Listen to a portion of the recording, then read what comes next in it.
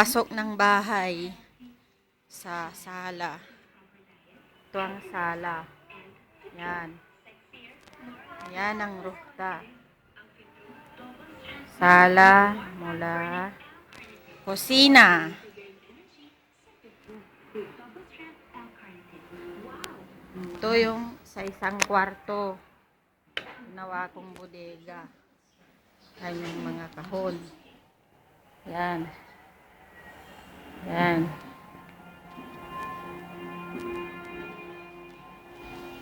Ayun yung rep, tsaka washing machine.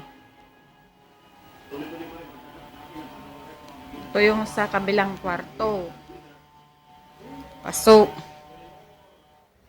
Yan yung computer natin. Mamaya tatakpan ko. Yan. Yan.